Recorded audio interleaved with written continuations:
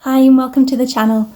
My name's Lucy and in this video I'm going to talk a little bit about the processes, research and development that I did as part of my MA design course which I completed in October 2020.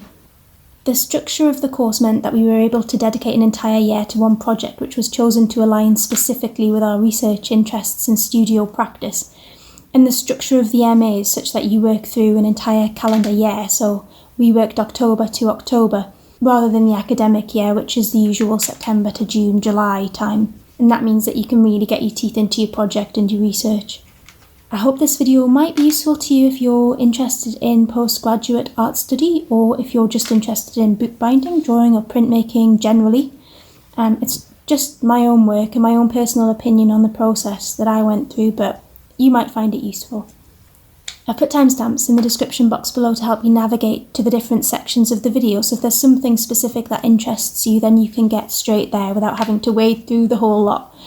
And I'll also put some links to materials and tools that I use throughout the video in the description, so if you're interested in finding them or using them, you can find them at those links. So this video is going to be a part 1, where I show processes and research and development that I did as part of the MA. And then I'm going to do a second video, a part 2, which will show the final studio outcomes that I produced. I'll put a link to part 2 in the description below. I hope that you enjoy the video.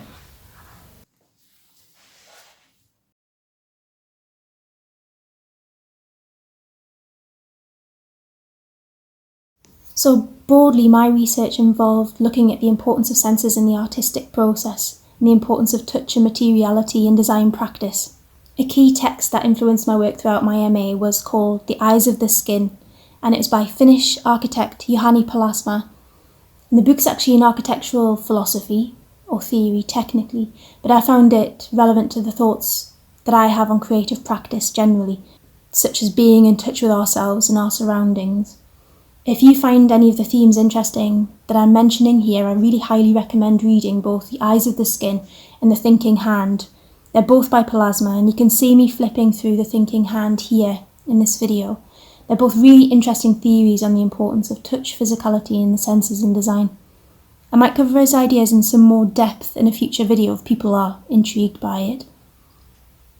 So research was the priority in the first stage of the MA, really getting to grips with the theory that underpinned the studio practice. And this stage ran from October 2019 to January 2020. Stage 2, which ran from February to May, involved practical experimentation and development. I didn't have a fully formed idea of what my final outcome would look like at this point, but the point of the research and experimentation is to get you to that point in the MA. I knew I wanted it to contain elements of the things that I specialise in, which are drawing and printmaking and book arts, so that's where I started from. And I did examine a lot of print culture. So the first thing I did was begin experimenting with letterpress printmaking in the university studio, and I really fell in love with it. Yeah, then March rolled around, and we all know what happened in March. That was the pandemic, COVID-19. So like many uni students around the country, my university was forced to move teaching online.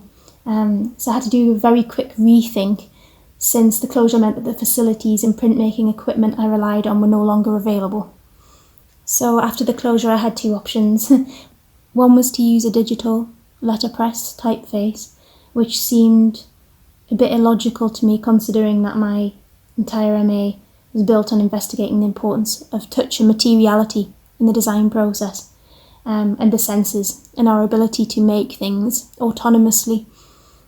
So the other option then was to make my own letterpress blocks, and that's what I decided to do, and I'll show you those next.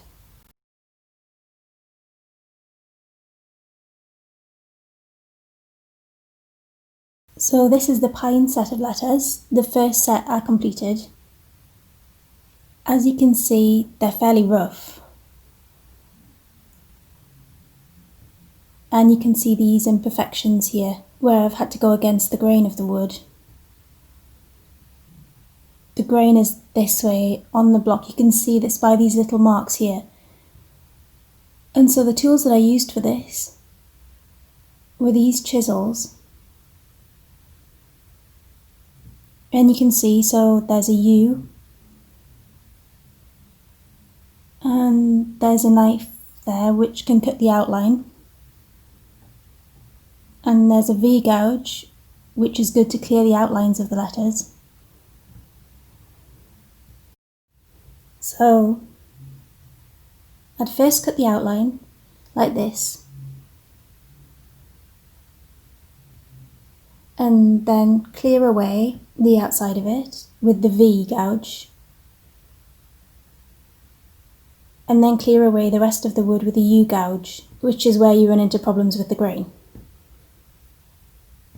Like I said, because if you work across against the grain, that's when you start to get these splinters and damage to the letters themselves.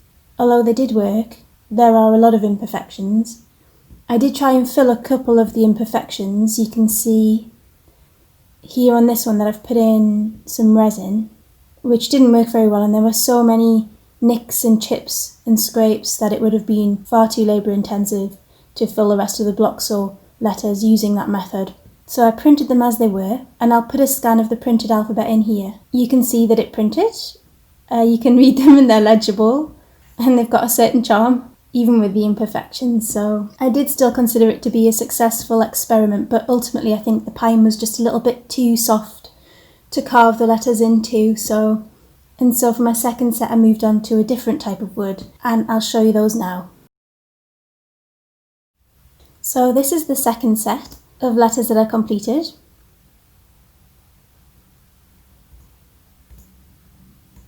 This time I used Japanese Katsura wood, which is slightly harder, and it's much easier to carve anyway. It's really lovely wood. It's about £3.20 a block, so it's not particularly expensive. I'll put a link in the description below, so if you'd like to try it for your own printmaking, you can find it there.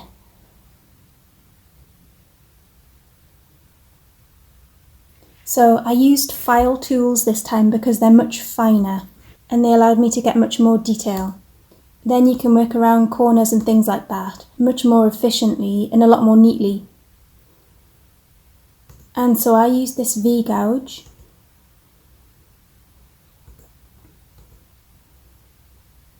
and I also used a U. These tools are really wonderful to work with. They fit perfectly into your hands, they're so comfortable, and they cut through wood like it was butter or something.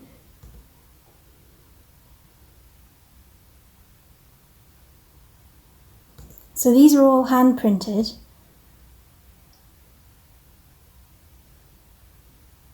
You can see the grain quite clearly on the surface of the blocks too.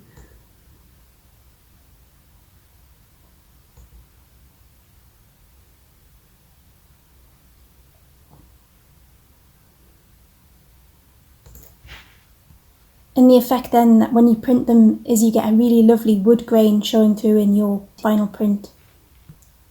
And so the way that I printed these by hand is that you take your block and you ink it up, and I lined all of my alphabet up in rows before I took my imprint. So I inked them all up and then I laid over my paper. In this instance it was tissue paper. So lay it on your inked up blocks, and then I take my barren. This barren here is a bamboo barren. It's seen better days now a bit, but these are excellent bits of kit for hand printing and they're really affordable. I think this maybe costs £2-3, something like that, so I'd highly recommend getting hold of one of these if you want to do hand printing. So you take your barren and you just apply even pressure and just move in small circles until you've taken an imprint from the inked up block. In this case you can see it appearing, well, I could see it appearing on the back of the tissue paper because of its transparency, which is really nice. And then once you've done that evenly over your blocks, just lift your tissue off very carefully because it is very fragile, and hopefully you'll be left with a lovely imprint on your paper. And in this case you can see quite clearly the effect of the wood grain from the surface of the blocks, which is something that I was looking to achieve in this instance, and I'm really pleased with how this one turned out. And so I did end up using this alphabet in some of my final work, which I'll show you in the next video.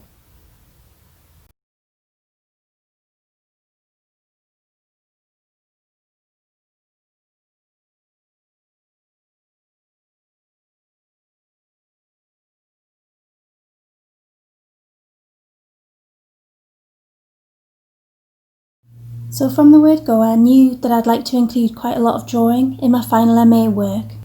It's something that's very close to my heart, and I feel for me it's quite a fundamental skill to have in general as an artist. The subject that I used for most of these drawings was my dad, and so here are his hands using a plane to smooth wood.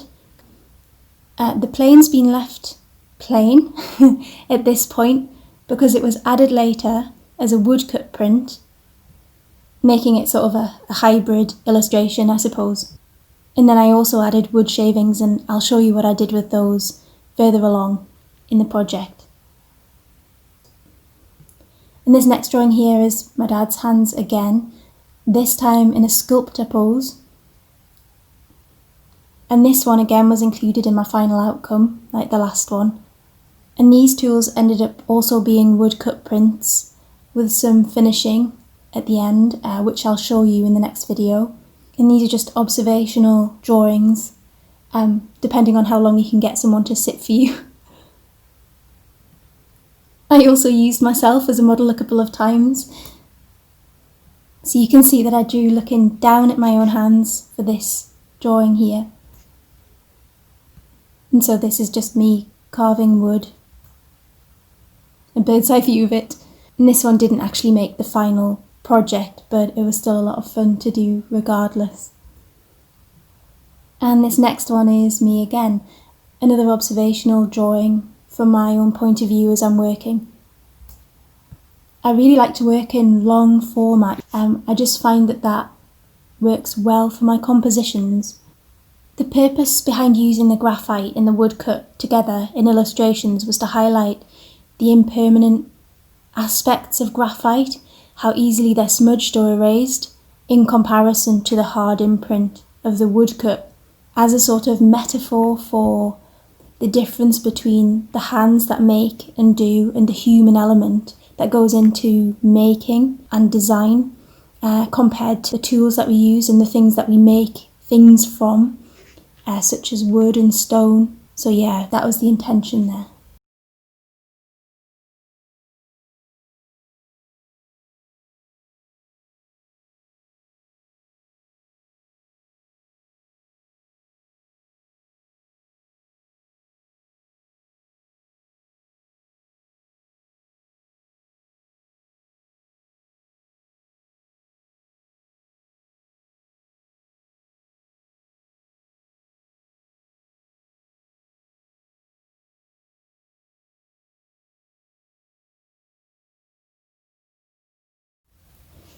So part of the printing that I did for my MA included using a technique known as Yakisugi or Shaosugiban, where you burn or scorch the surface of the wood in order to raise the wood grain for printing. So there are a couple of pieces here that I used, and they were both just salvaged from around where I live in Northumberland. And so what happens is you use a blowtorch to burn the surface of the wood, which then raises the grain and allows you to see all of the detail. And then you can take a print from it too. So here you can see all of the rings of the wood. And they've been raised or made more apparent by the burning process, because after you burn, you brush in the direction of the grain with a stiff brush, and that removes all of the burnt matter and the carbon, and leaves you with the harder wood which forms the grain and the rings of the wood surface. So I'll show you a print that I did. So here is an impression that I took from this piece of wood, and it's exactly the same as usual printmaking, relief printmaking. So you ink up your surface, and then you lay your paper carefully on top of it, hold it in place while I used my bamboo baron, burnish the print, and you'll see it start to appear. And so you just burnish using gentle circular movements until you get your impression. And then that's your result there, and you can see the details being transferred from the surface of the wood to the paper. And you can see all of that lovely grain and wood ring detail. It's such a lovely technique. It's usually used in architecture in China and Japan, and it ends up weatherproofing the wood, and it's just a beautiful effect. But it also works really nicely as a printmaking technique too. And this next piece here is massive. I cannot even fit it into my viewfinder properly, but It's so beautiful. It's got some incredible patterns on the surface of the wood, this one. It took a very long time to burn this one because there's quite a large surface area, but it was definitely worth it. And I'll show you where I used an imprint from this in my final outcomes in the next video. And another wood that works extremely well in this technique is pine. So this is a piece of pine. It's just a reclaimed pine shelf. And you can see because it's got quite a wide grain and it's a softer, slightly softer wood, then the grain shows up really effectively once it's been scorched. And this piece here was carved to represent a sun or a moon. And so you can see that once this was scorched and these parts were brushed away here, these lines resulted in a really lovely graphic print. And I have used that in my final work too. It's an element of my final work. This part here was a bit of a problem, and it was a learning experience. So the sap leached from within the wood during the burning process and it bubbled to the surface, and it was really quite hard to get rid of it. But in the end it didn't ruin the final effect, so I was pretty pleased with it once I printed it.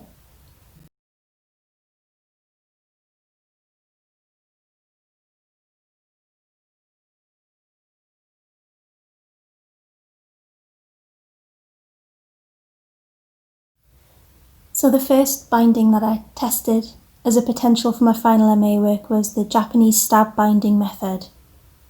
And I tried it using some different materials. So this one's made with silverized paper and gold thread. It's not very robust, but it was an idea. The stab binding method I really like because it's non-adhesive, and I sort of personally prefer using non-adhesive bookbinding methods. It's also very elegant and it's great for binding single sheets of paper. So with this one I tried using some different materials again. So I used wire to bind this one, and there are some nuts, some hardware here. So it was quite difficult to do this one actually, even though this is quite thin wire and it's too heavy for the paper really. It compromises the spine in the paper itself. And it's just covered with some screen printed paper, which I screen printed using a silvered ink, which I intended to look like concrete. Those are some of my first thoughts at the start of the MA, and they did change around a little bit, but I'll get into that later. So the next binding that I tried out was the Blizzard book structure, which was developed and designed by Hedy Kyle. And it's really lovely origamatic folded bookbinding structure with these little envelopes in the centre that can hold really whatever you want. So little cards, business cards, signatures, anything really, folded up pieces of paper. It forms its own complete little book once it's constructed, and the process is really enjoyable. The folding process, it's really lovely. It's a very versatile little binding. If you wanted to have a go at it yourself, I have got a step-by-step tutorial on my channel, so you can check that out if you'd like to learn how to do it. So the next thing I did with that structure was I adapted it and I made a Blizzard spine, which I could then use for signatures.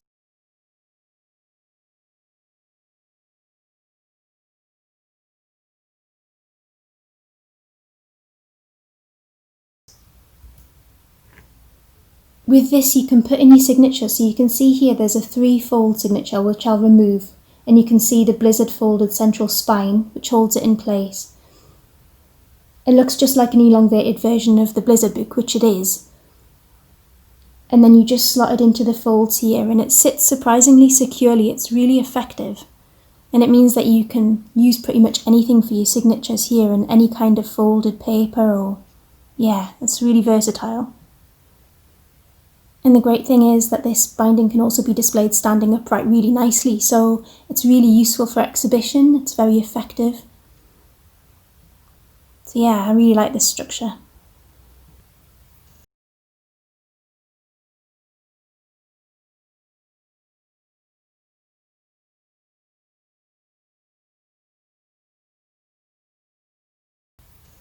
And so the final test that I did was this concertina spine idea. And you can see that the signatures are stitched to the concertina spine. using a 3-hole pamphlet stitch, and the signatures are made up of lots of different types of paper, different sizes of paper. It's very versatile again, and this binding lies flat when you open it, which is really useful.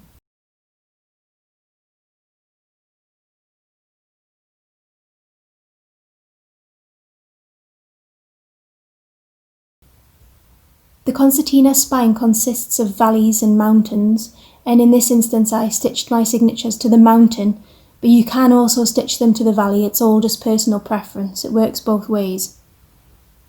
You can see that here.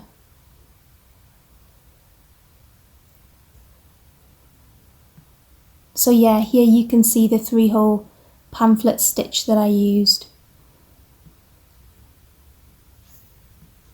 So you can see again that this structure can be displayed really nicely for exhibition. It can be sat at 180 degrees if it's opened, or even 360 degrees. The spine would need to be strengthened for it to be displayed effectively like that, but as a prototype I think this was a really interesting one, and I'd quite like to try using it in a separate project.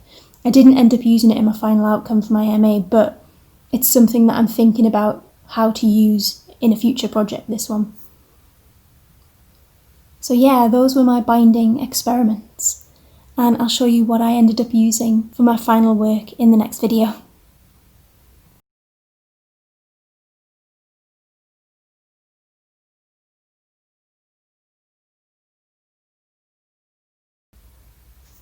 I really hope you enjoyed this explanation of my MA processes and that it might have been useful to you in some way. In part 2, I'll show my final outcomes to you, and you can see what the processes I've described here resulted in. If you have any questions or comments, drop me a line in the comments below. And if you liked the video, I'd love a thumbs up, and if you really liked it, maybe you'll consider subscribing and coming back to see me again. Thanks so much for watching, and I'll see you next time.